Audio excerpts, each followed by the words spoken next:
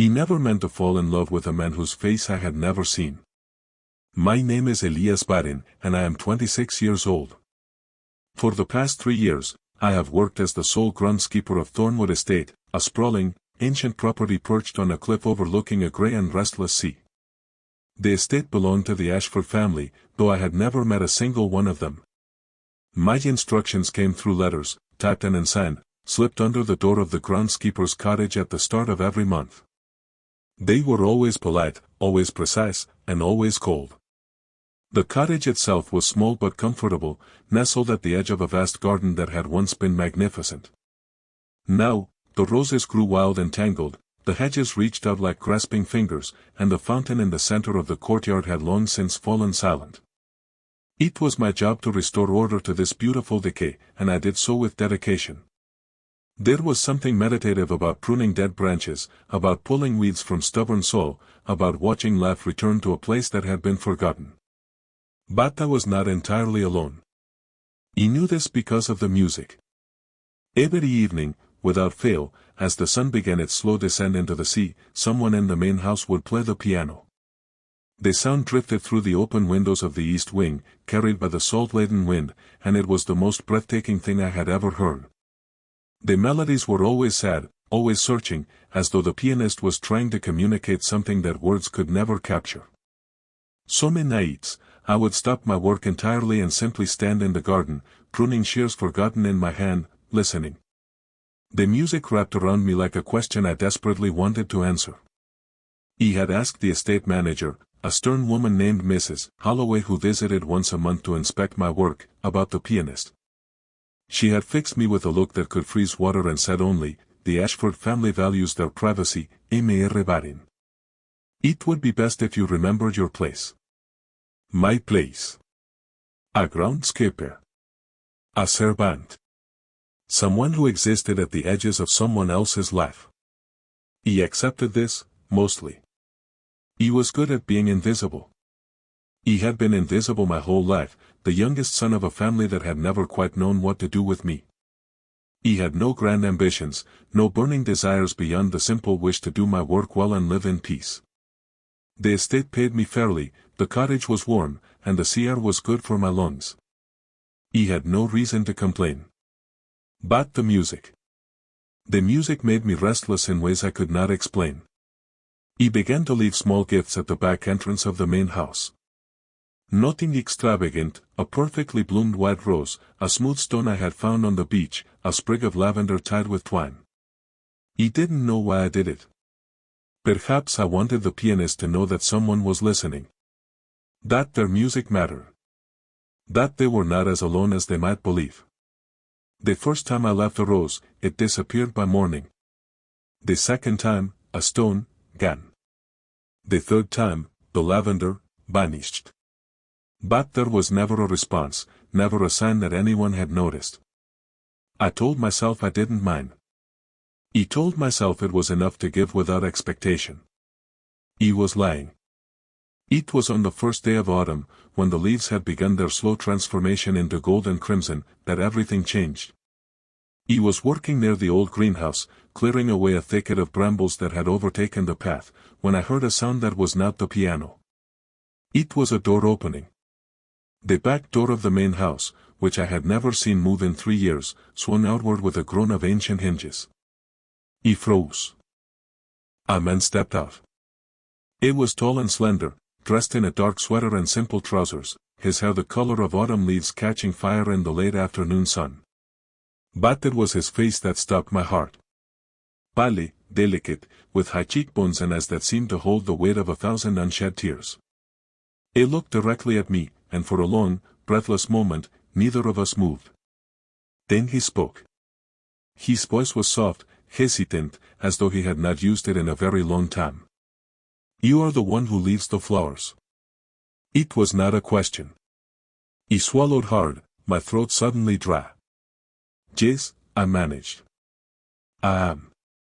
He took a step closer, and I noticed that he walked with a slight unevenness, a carefulness that spoke of some old injury or illness. "Why?" he asked. The word was simple, but it carried the weight of genuine confusion. As if no one had ever done something kind for him without expecting something in return. He wanted to give him an answer that was worthy of the question. He wanted to tell him that his music had become the rhythm of my days, that I had spent 3 years listening to his soul poured out in notes and chords, that I felt as though I knew him even though we had never spoken. But all of that seemed too much, too overwhelming for this first fragile moment of connection. So I said simply, because your music is beautiful. And I thought you should know that someone is listening. Something flickered in his eyes. Surprise, perhaps. Or hope.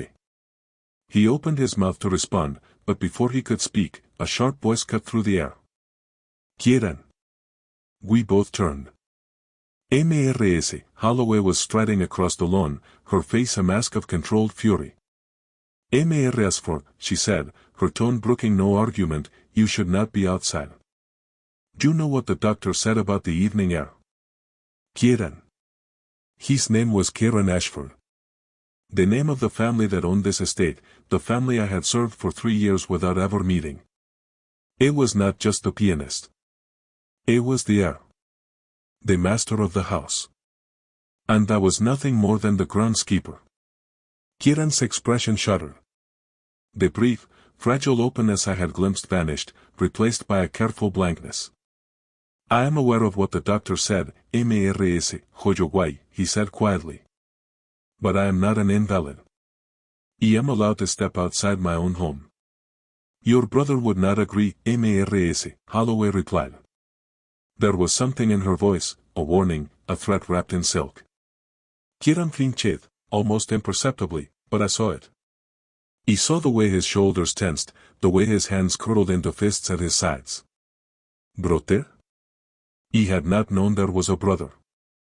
The Ashford family was a mystery, a name on a contract, a signature I had never seen.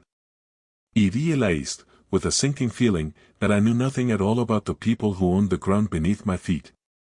Kieran did not look at me again. He turned and walked back into the house, his uneven gait making him seem smaller, more fragile, than he had appeared just moments before. The door closed behind him with a heavy, final thud. Mrs. Holloway turned her cold gaze on me. Mrs. Barron, she said, I would advise you to focus on your duties and refrain from further interactions. The Ashford family does not require your company. He should have nodded. He should have apologized and returned to my brambles and kept my head down like a good servant. But something had shifted inside me. I had seen Kieran Ashford's face. He had heard his voice. He had watched hope flicker and die in his eyes at the mere mention of his brother. And I could not, would not, look away. What is wrong with him? He asked. The question was bold, perhaps foolish. But I had to know. Mrs. Holloway's expression did not change, but something dangerous flashed in her eyes. That is none of your concern. Do your job, Mrs. Barron. And stay away from the main house. She left me standing there, surrounded by half-cut brambles and the lingering scent of roses. He looked up at the east wing of the house, where the windows were dark and curtained. Somewhere behind those walls, Kieran Ashford was trapped. He did not know the details of his prison, but I recognized the bars. Loneliness has a shape that is unmistakable to those who have lived inside it. That night, I did not hear the piano. The silence was deafening. He lay awake in my narrow bed, staring at the ceiling, thinking about the man with autumn fire hair and eyes full of unshed tears. He thought about his brother, whoever he was, and the threat that had lurked beneath Mrs. Holloway's words. He thought about all the things I did not know, all the secrets that Thornwood Estate held close to its chest like a hoarded treasure. And I made a decision. He would not stay away from the main house. I would not forget the look in Kieran's eyes. He would find a way to reach him, to understand him, to offer whatever small comfort I could. Because I knew, with a certainty that settled deep in my bones, that Kieran Ashford was drowning. And I could not stand on the shore and watch. The next morning, I found a letter slipped under my door. It was typed, and signed, like all the others. But the words were different this time. They were not instructions for the garden or notices of payment. Mrs. Barron. Your services are no longer required at Thornwood Estate. You will receive your final wages and a letter of reference. Please vacate the cottage by the end of the week. The Ashford Estate. I read the letter 3 times. My hands trembled, but not with fear. We stand there. They were trying to remove me. They were trying to erase me from this place, to cut the fragile thread that had connected me to Kieran. They thought I would go quietly, and I would accept my dismissal like a good, obedient servant. They were wrong. I folded the letter carefully and placed it in my pocket. Then I picked up my pruning shears and walked out into the garden. I had work to do. And I had a pianist to find. The morning mist clung to the ground like a whispered secret as I approached the main house. This time, I did not go to the back entrance. I walked around to the front, to the grand double doors I had never dared to approach before. They were made of dark, heavy oak, carved with intricate designs of vines and flowers. I raised my hand and knocked, 3 sharp raps that echoed through the silence. For a long moment, nothing happened. Then the door swung open, and I found myself face to face with a man I had never seen. It was tall, taller than me, with the same auburn hair as Kieran but cut short and severe. His face was handsome in a sharp, angular way, but his eyes were cold. Calculating. It looked at me the way a wolf might look at a rabbit that had wandered into its territory. You must be the groundskeeper, he said. His voice was smooth, almost pleasant, but there was steel beneath it. I received your letter of dismissal. He came to return it. He pulled the letter from my pocket and held it out to him. He did not take it. Instead, he smiled, a thin curve of his lips that did not reach his eyes. I am Julian Ashford, he said. Kieran's older brother. And I believe there has been a misunderstanding. You see, Mr. Barin, my brother is unwell. He requires rest, quiet, and absolutely no disruptions. Your presence here has become disruptive. I have spoken to him once, I said, keeping my voice steady. We exchanged perhaps a dozen words. How is that disruptive? Julian's smile did not waver. My brother is easily influenced. He forms attachments too quickly, invests too much emotion in people who do not deserve it. It is my responsibility to protect him from such entanglements. The way he said the word made it sound dirty. Wrong. He felt my jaw tighten. And does your brother get a say in what entanglements he is allowed to have? For just a moment, the mask slipped. Julian's eyes flashed with something dark and possessive, something that made my blood run cold. Then it was gone, and he was smiling again, calm and collected as ever. You are impertinent, Mr. Barin. I can see why my brother was drawn to you. But this is not your concern. You are an employee, and you have been dismissed. Leave Thornwood Estate by the end of the week, or I will have you removed. He stepped back and closed the door in my face. He stood there, the letter crumpled in my fist, my heart pounding with a mixture of fury and despair. Julian Ashford was not just protective. He was obsessed. And Kieran was caught in the center of that obsession, suffocating under the weight of his brother's care. He turned to leave, my mind racing. He needed a plan. I needed to find a way to reach Kieran, to hear his side of the story, to know if he wanted to be saved. But how? The house was locked tight, guarded by Julian and Mrs. Hojawai. He was just a groundskeeper, and soon I would not even be that. He was halfway back to the cottage when I heard it. A sound so faint I almost missed it. A single note, high and clear, drifting from the east wing. The piano. Kieran was playing. He stopped walking. The note hung in the air, trembling, and then another note joined it, and another, until a melody began to form. It was different from the sad, searching pieces I had heard before. This melody was urgent, insistent. It was a message. A plea. Don't leave me, the music seemed to say. Don't let them take you away. I am here. I am still here. I closed my eyes and let the music wash over me. And in that moment, I made a promise. To Kieran, to myself, to whatever fragile thing had begun to grow between us. He would not leave. I would not abandon him to his brother's suffocating care. He would find a way to reach him, no matter the cost. The music continued, note after desperate note, and I listened with my whole heart, letting it fill the empty spaces inside me. Kieran was reaching out through the only means he had. And I would answer. He would always answer. Evening fell, and I did not pack my bags. He sat in my cottage, the dismissal letter spread out on the table before me, and I wrote. He wrote about my life before Thornwood, about the loneliness I had carried since childhood, about the way his music had changed everything. I wrote about the roses and the lavender and the smooth stone from the beach. He wrote about hope. When I was finished, I folded the letter carefully and walked back to the main house under the cover of darkness. The lights in the east wing were on, faint behind heavy curtains. He slipped the letter under the back door, just as I had done with the flowers, and I waited. He did not have to wait long. The door opened, just a crack, and Kieran's face appeared in the sliver of light. His eyes were red-rimmed, as though he had been crying. But when he saw me, something in his expression shifted. Relief. Recognition.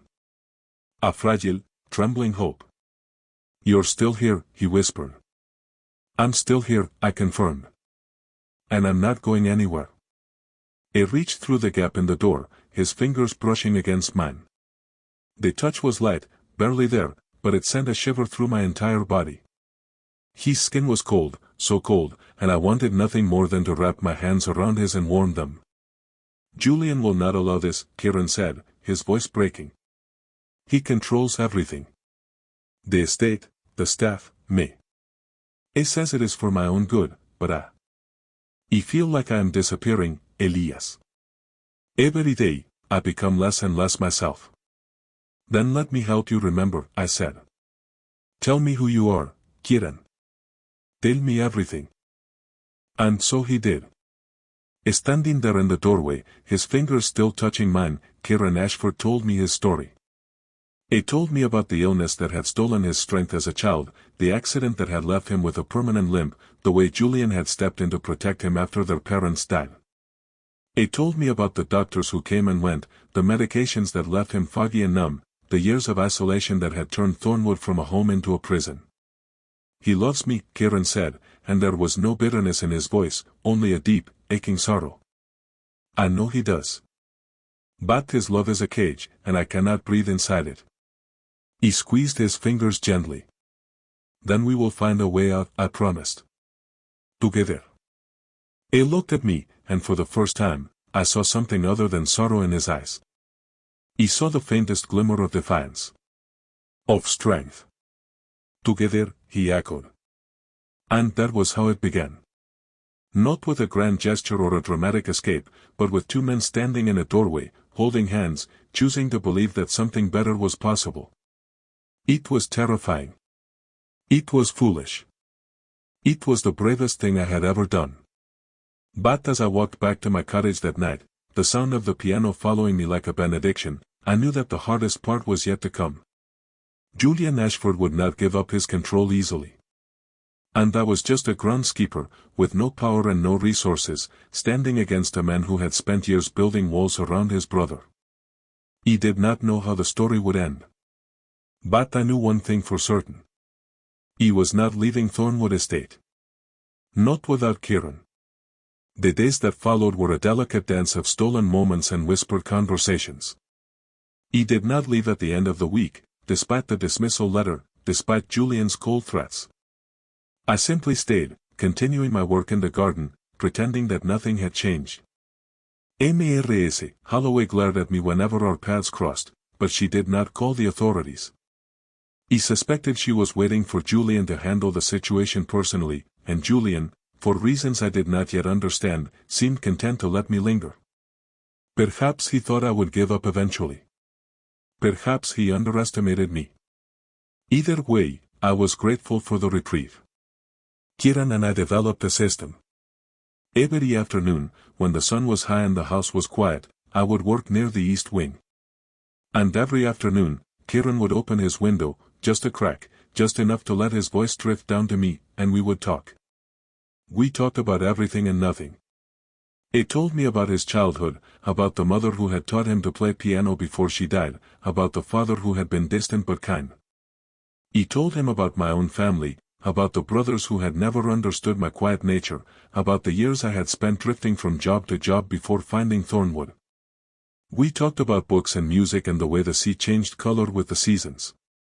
We talked about loneliness and hope and the strange, unexpected gift of finding a kindred spirit in the most unlikely of places. Elias, Kieran said one afternoon, his voice floating down from the window above me, do you believe in fate? He paused, my hands buried in the soil of a flower bed I was restoring. I don't know, I admitted. I've never given it much thought. Why do you ask? Because I cannot stop thinking about how easily we might never have met, he said. If you had taken a different job.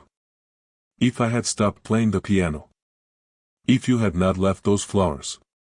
So many small choices, and if any one of them had been different, I would still be alone in this house, with no one to talk to but Julian and Mrs. Hoyoway. The thought made my chest ache. But those choices did happen, I said. We are here. We are talking. That has to count for something. It counts for everything, Kieran said quietly.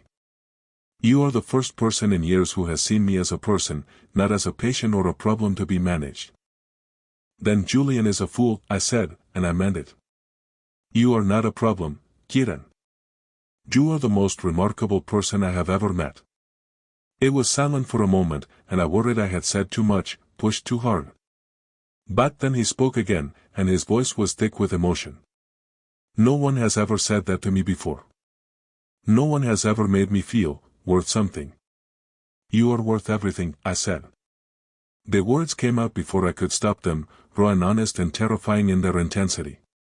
But I did not take them back. He could not. He heard a soft sound from above, a hitched breath, a muffled sob. My heart clenched. He wanted to climb up to that window, to hold him, to shield him from every hurt the world had ever inflicted. But I could not. Not yet. Not while Julian's shadow loomed over us both. Kieran, I said, I need you to tell me something. And I need you to be honest. What is it? Does Julian hurt you? Another silence, longer this time. When Kieran finally spoke, his voice was barely audible. Not the way you mean. He has never raised a hand to me.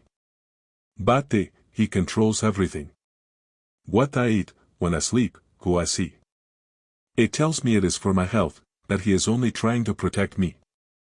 But sometimes I wonder if protection and imprisonment are the same thing. They are not, I said firmly. Protection is giving someone the tools they need to live their own life. Imprisonment is taking those tools away. What Julian is doing is not love, Kieran. It is control. I know, Kieran whispered. I have always known. But he is my brother. He is all I have. If I lose him, I have no one. He wanted to tell him that he had me. That he would always have me. But I was just a groundskeeper, with no money and no power, and I did not know if my promise would be enough. So instead I said, you have yourself. And that is more than you realize. You are stronger than you know, Kieran. I see it in you every time we talk. You have survived years of isolation, and you are still here, still fighting. That is not weakness. That is strength. The window opened a little wider. I looked up and saw Kieran's face, pale and beautiful in the afternoon light. It was crying, silent tears tracking down his cheeks, but he was also smiling. A fragile, trembling smile that made my heart soar. Elias, he said, will you meet me tonight? In the garden? After the house is asleep? It was a risk. A terribly, dangerous risk. If Julian found out, if Mrs. Holloway saw us, everything could fall apart. But looking at Kieran's tear-streaked face, I knew I could not refuse him. Yes, I said. I will be there. That night, I waited in the garden as the moon rose high and silver over the sea. He had dressed warmly, but I still shivered, not from the cold, but from anticipation. The garden at night was a different world, all shadows and whispers, the roses turned ghostly white in the moonlight. I heard him before I saw him. The soft, uneven footsteps on the stone path, the careful navigation around the overgrown hedges.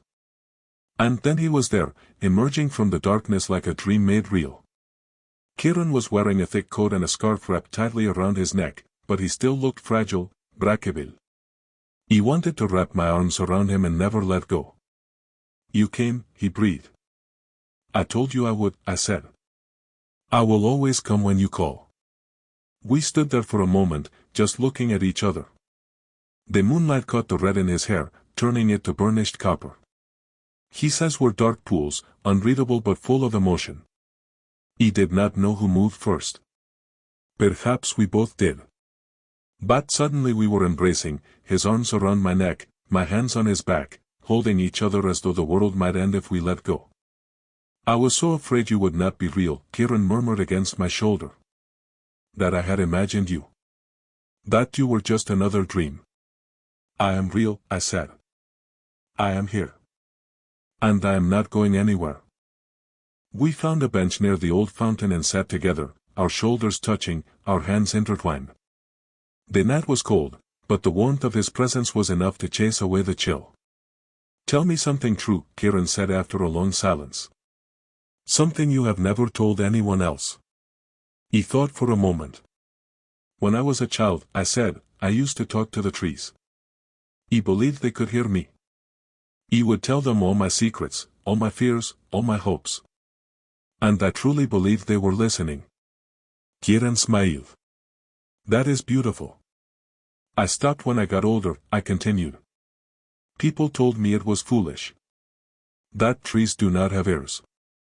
That I was wasting my time. But sometimes, when I am working in the garden, I still talk to them. Used a little. Used in case." "I am glad you told me that," Kieran said. "It makes me feel less alone in my own strangeness." "You are not strange," I said. "You are wonderful." He leaned his head against my shoulder, and I felt the soft sigh of his breath against my neck. "Your turn," I said. "Tell me something true." Kieran was quiet for so long that I began to worry I had overstepped. But then he spoke, his voice barely above a whisper. "When I play the piano," he said, "I am not really playing for myself. I am playing for my mother. She died when I was 12, but I still feel her presence sometimes, in the music. I play the pieces she taught me, and I imagine she is sitting beside me, listening. It is the only time I do not feel completely alone." My throat tightened. "She would be proud of you," I said. "Your music is the most beautiful thing I have ever heard. It has kept me company for 3 years, Kieran. You have kept me company, without even knowing it." He lifted his head and looked at me, his eyes glistening. "Do you mean that?" "With all my heart." He reached up and touched my face, his fingers cold against my cheek.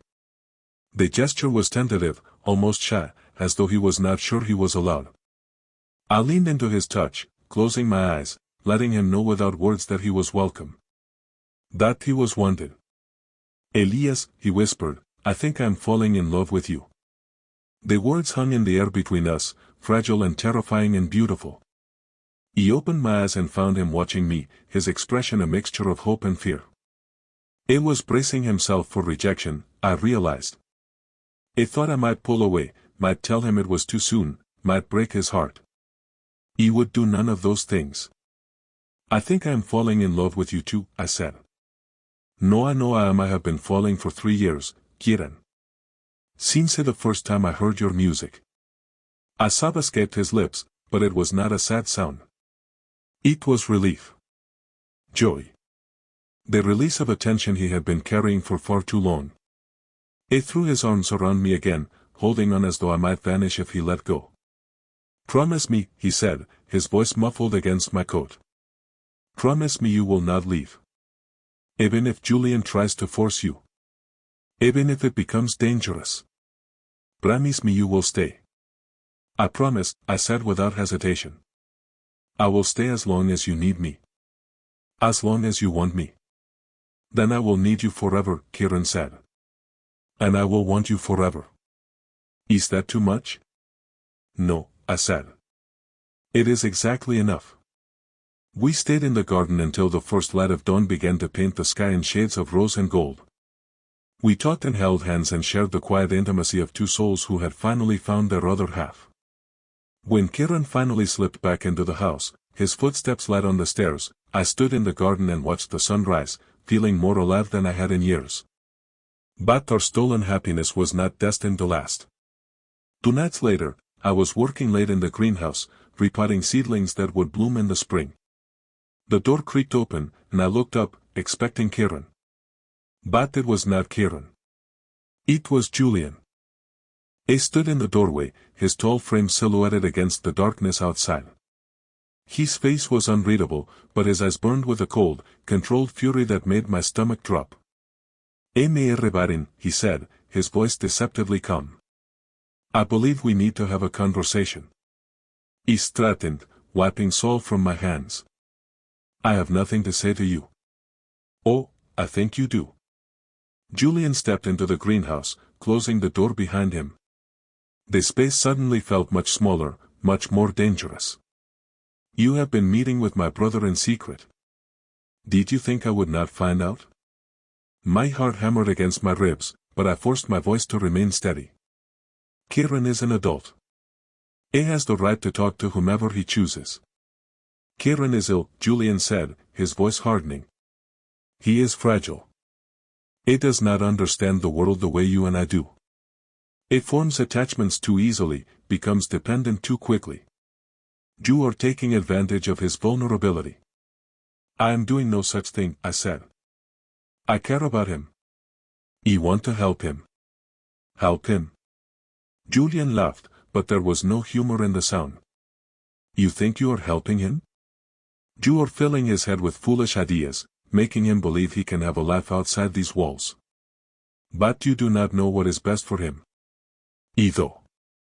I have spent years protecting him, keeping him safe. And I will not let you destroy everything I have built. What you have built, I said, my own anger rising, is a prison. Kieran is not safe. He is suffocating. He told me so himself. Julian's eyes flashed. He does not know what he is saying. His illness makes him confused, emotional. You cannot trust his words. His words are the only things I trust, I said. And I trust him. He is stronger than you give him credit for.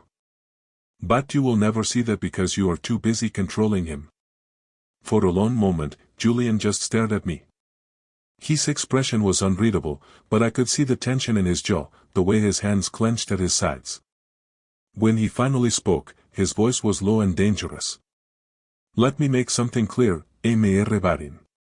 Kieran belongs to this family. It belongs to me.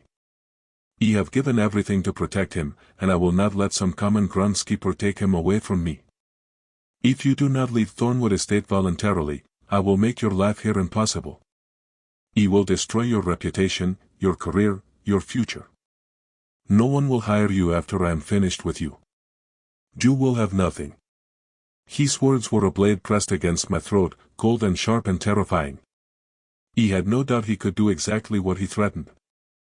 Julian Ashford was a wealthy, powerful man with connections I could only imagine. He was nobody. He had nothing. But I had Kieran. And Kieran had me. Then do it, I said quietly. Destroy my reputation. Ruin my future. But I will not leave. Not without Kieran. Julian's composure cracked. For just an instant, I saw something raw and desperate in his eyes. Something that looked almost like fear. You are making a mistake, he said. A terrible mistake. Perhaps, I said. But it is my mistake to make. Julian stared at me for a long moment. Then, without another word, he turned and walked out of the greenhouse, leaving me alone among the seedlings and the silence. He stood there, my hands shaking, my heart racing. He had just made an enemy of a very powerful man. And I had no idea what he would do next. But I knew one thing with absolute certainty. He would not abandon Kieran. No matter what it cost me. The next morning, I found a new letter under my door. It was not typed this time. It was handwritten, in a messy, desperate scrawl that I recognized immediately. Elias. Julian knows. A is furious. A has locked me in my room and taken away my piano. A says I am not allowed to see you anymore. A says you are dangerous, that you are trying to hurt me. I know that is not true. I know it.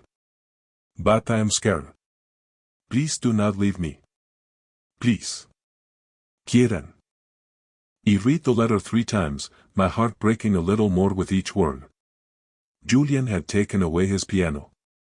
The one thing that brought Kieran comfort, the one thing that had connected us, silenced. It was an act of cruelty so precise, so calculated, that I felt sick. I wrote a reply immediately. Kieran. I am not leaving. I will never leave. Julian can lock doors and take away pianos, but he cannot take away what we have. Hold on. Be strong. I will find a way to reach you. I promise. Elias. He slipped the letter under the back door of the main house, hoping against hope that it would find its way to him. Then I returned to the garden and waited. The days that followed were the hardest of my life. The east wing remained dark and silent. No music drifted through the windows. No voice called down to me from above. I threw myself into my work, pruning and planting and weeding, trying to distract myself from the ache in my chest. But every time I looked up at that dark window, I felt the loss like a physical blow. MRS. Holloway watched me with barely concealed satisfaction. Julian did not appear again. The house seemed to hold its breath, waiting. And then, 1 week after Julian's threat, everything changed. I was working near the cliff's edge, repairing a section of fence that had been damaged by a storm. The sea crashed against the rocks below, wild and untamed. I was so focused on my work that I did not hear the footsteps behind me until it was too late. Barin. I turned. Julian stood a few feet away, his face pale and tied with some emotion I could not name. But it was not anger.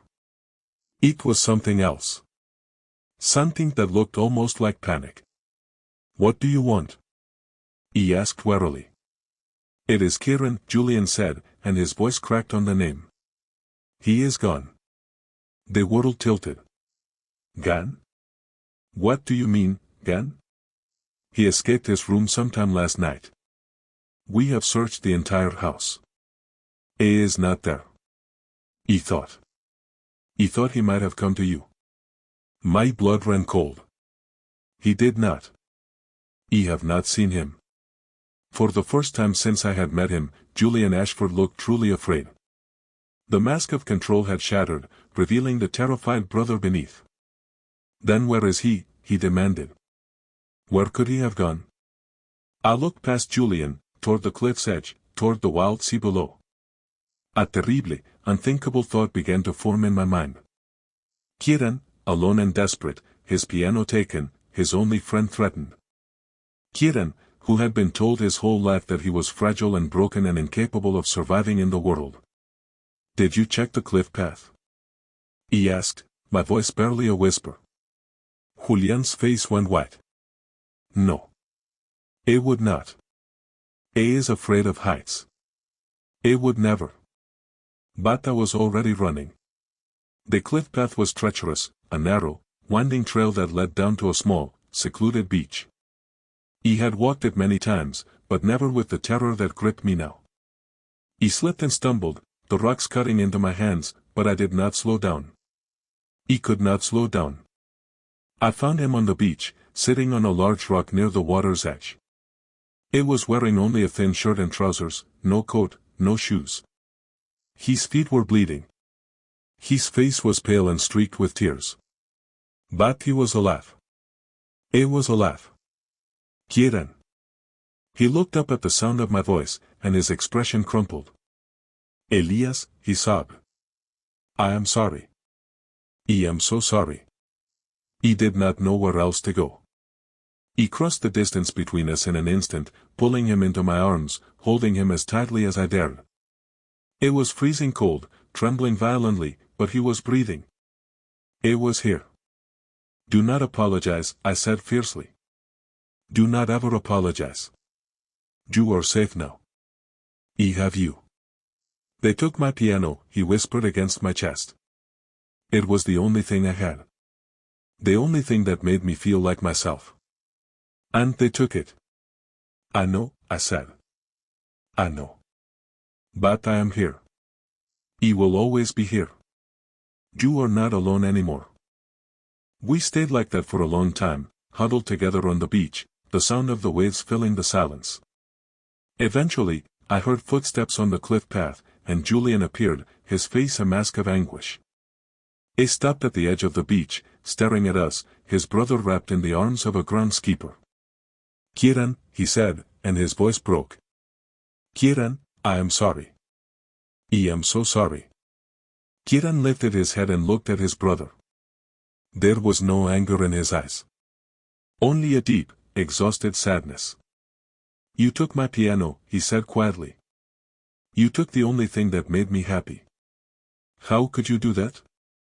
Julian took a step forward, then stopped, as though he was afraid to come closer. I was angry. He was scared. He thought if I could just control everything, I could keep you safe. But I see now that I have only been hurting you. Please, Kieran. Please come home. I will give you your piano back. I will do anything. Kieran was silent for a long moment. Then he turned to me, his eyes searching my face. What should I do? He asked. He took his cold hands in mine and looked into his eyes. That is your choice, I said. Only yours. Whatever you decide, I will support you. But know this, you deserve to be happy. You deserve to be free. Kieran looked at his brother, then back at me. And slowly, a new expression settled on his face. Not anger. Not sadness. Something that looked like hope. I will come home, he said to Julian. But things must change. I am not a child anymore. I am not a prisoner. I want to live my own life, make my own choices. And I want Elias to stay. Not as a groundskeeper. As a friend. As something more. Julian flinched, but he did not argue. All right, he said quietly. All right. He helped Kieran to his feet, and together we walked back up the cliff path. Julian followed at a distance, silent and shaken. When we reached the top, I guided Kieran toward the main house, but he stopped and turned to face me. Thank you, he said. For finding me. For not giving up. I will never give up on you, I said. Never. He smiled, a real smile, the first I had seen from him. It was like watching the sun break through storm clouds. Then do not keep me waiting, he said. There is so much I want to show you. So much I want to share. I will be here, I promised. Whenever you are ready. He squeezed my hands one last time, then turned and walked into the house. Julian followed him, pausing at the door to look back at me. His expression was unreadable, but I thought I saw something like gratitude in his eyes. Then, disappeared inside. He stood in the garden, the morning sun warm on my face, and I felt something shift inside me. The battle was not over. There was still so much to work through, so many wounds to heal. But for the first time, I believed it was possible. For the first time, I believed we could win. The piano started playing again that evening. The same sad, searching melody, but this time there was something new woven into the notes. Something that sounded like hope. He listened from the garden, my heart full to bursting, and I knew that whatever came next, we would face it together. A spring came to Thornwood Estate like a slow, gentle exhale. The frost melted from the ground, the roses began to bloom, and the old fountain in the courtyard bubbled to life for the first time in years. He had spent the winter restoring it, clearing the pipes of debris, polishing the stone until it gleamed. It was a labor of love, a gift to the estate that had become my home. But more than that, it was a gift to Kieran. After the night on the beach, things had changed between all of us. Julian kept his promise, reluctantly at first, then with a growing sincerity that surprised everyone, including himself. He began to see a therapist, someone who specialized in family dynamics and control issues. He and Kieran started having long, difficult conversations, the kind they had avoided for years. There were tears, there were arguments, there were days when it seemed like nothing would ever be right between them. But slowly, painfully, they began to rebuild their relationship on a foundation of honesty rather than fear. Kieran, for his part, bloomed like the roses in the garden. With his piano returned and his freedom slowly expanding, he became more confident, more curious about the world beyond Thornwood's walls. He started taking short walks with me along the cliff path, his hand in mine, his steps growing steadier with each passing day. He asked me to teach him about the plants I tended, and I showed him how to identify lavender by its scent, how to prune roses so they would grow back stronger, how to coax life from the most stubborn soul. "You have a gift," he told me one afternoon, watching as I transplanted a delicate fern. "You see the potential in things that others have given up on. Perhaps that is why I was drawn to you," I said, and he blushed, a soft pink that spread across his pale cheeks. The days turned into weeks, the weeks into months. I continued to live in the groundskeeper's cottage, but I was no longer just an employee. He was a part of the household now, invited to meals, included in conversations.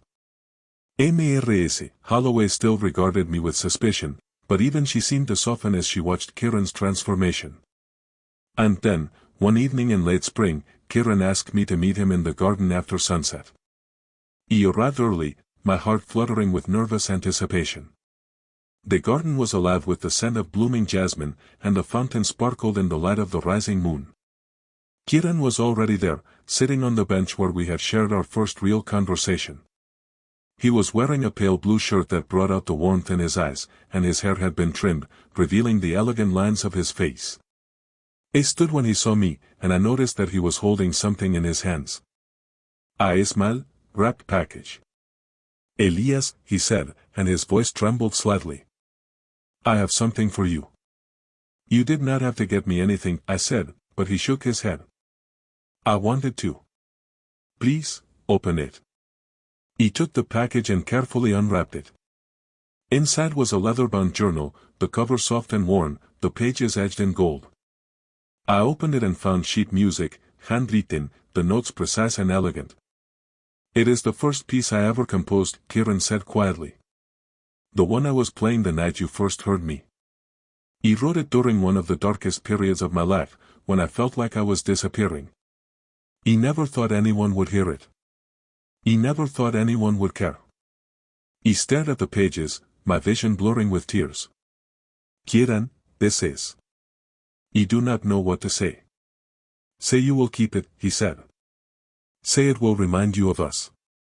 Of what we have built together." "I will treasure it," I said, my voice rough. "Always." He stepped closer, close enough that I could see the flecks of gold in his eyes, the faint freckles across his nose. "There is something else I want to tell you," he said. "Something important." "What is it?" He took a deep breath. "Julian has agreed to let me travel. Just a short trip at first, to a specialist in the city who might be able to help with my mobility. But after that, I want to see the world, Elias. I want to visit the places I have only read about in books. I want to hear music in concert halls and walk through gardens that are not my own." He paused, his eyes searching my face. "And I want you to come with me." My heart stopped. "Kieran." "I know it is a lot to ask," he said quickly. "You have your own life, your own plans. But I cannot imagine doing this without you. You are the reason I am still here. You are the reason I believe I can do this at all. Please, Elias. Say you will come." He looked at him, this man who had been a stranger just a few months ago, this man who had become the center of my world. He thought about all the years I had spent drifting, alone and invisible, never quite belonging anywhere. And I realized that I had found my place. Not a location, not a job. A person. Yes, I said. Yes, I will come. I will go anywhere with you, Kieran. For as long as you want me. His face lit up with a joy so pure, so radiant, that it stole my breath. He threw his arms around me, and I held him close, feeling the rapid beat of his heart against my chest. The journal was pressed between us, a symbol of everything we had overcome and everything we had yet to discover. Thank you, he whispered. Thank you for not giving up on me.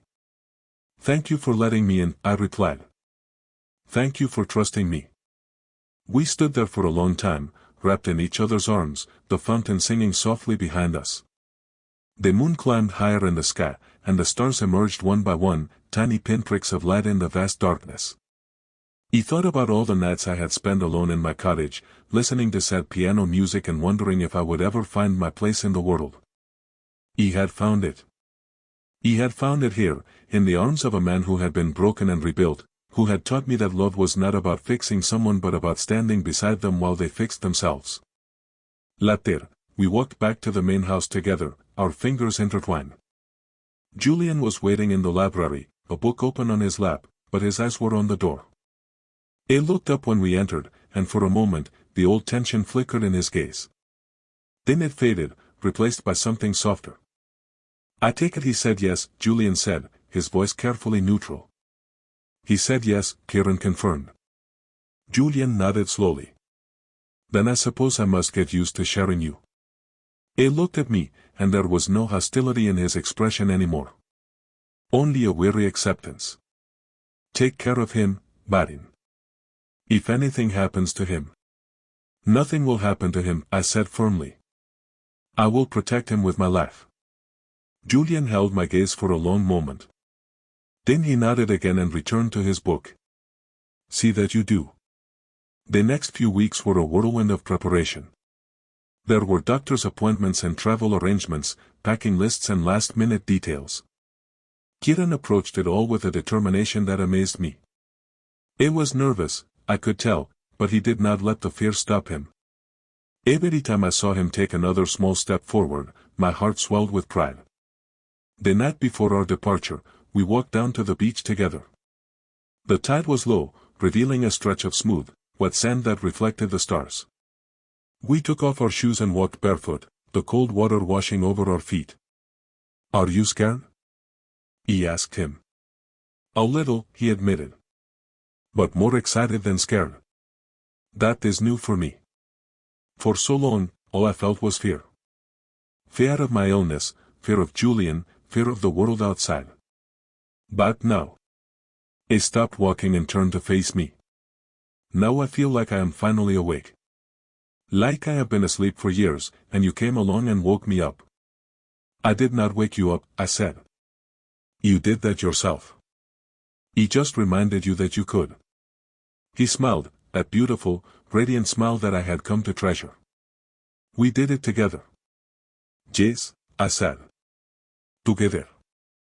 He reached up and touched my face, his fingers gentle against my cheek. The moonlight silvered his hair, and the sound of the waves filled the silence. It was a perfect moment, one I knew I would carry with me for the rest of my life. Elias, Kieran said softly, will you kiss me? My heart stuttered. Are you sure? I have never been more sure of anything. He leaned in slowly, giving him every opportunity to pull away.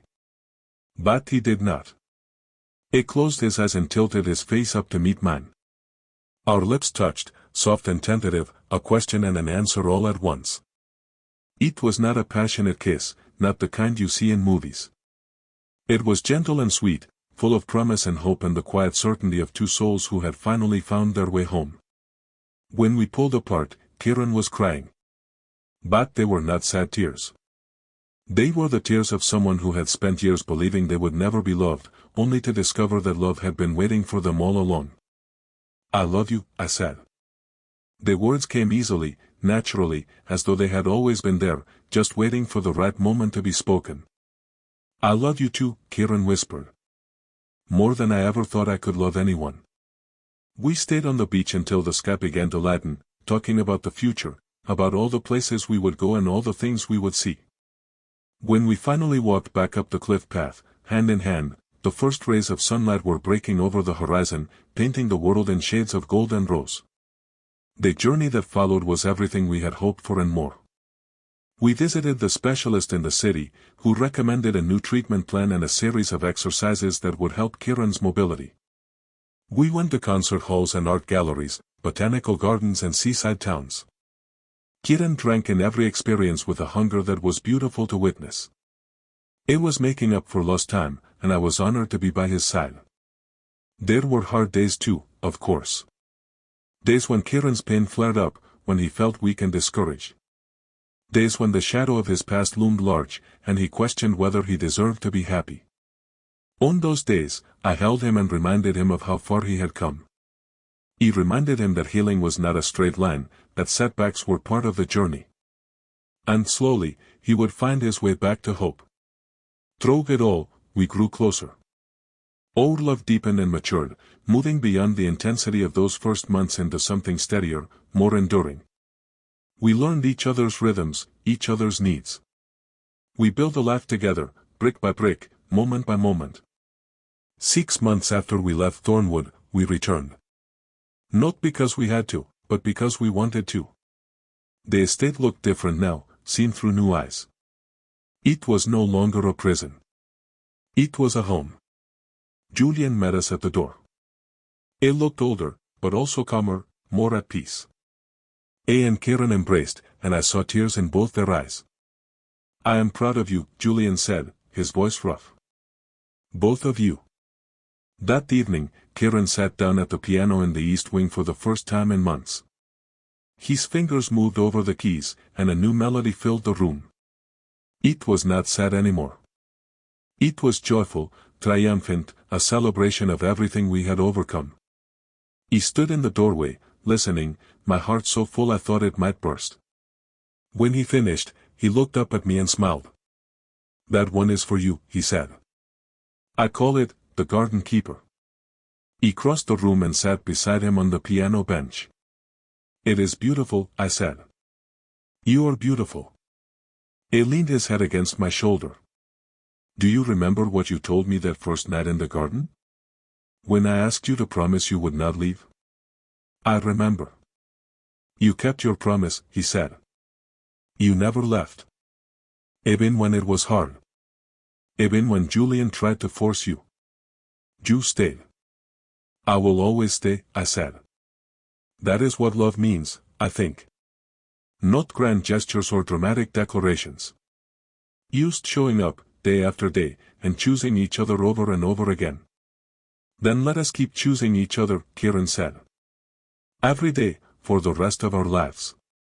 It is a deal." He kissed me then, soft and sweet, as the last notes of his song faded into the evening air. Outside the window, the roses were in full bloom, and the sea stretched endless and blue toward the horizon. The future was uncertain, as all futures are, but we would face it together. That was all that mattered. That night, I wrote in the journal Kieran had given me.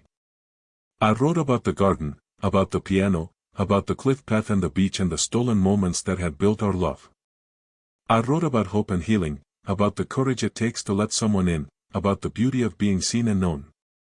And I wrote a letter to my future self, a reminder of everything I had learned. Dear Elias, you were alone for so long that you forgot what connection felt like.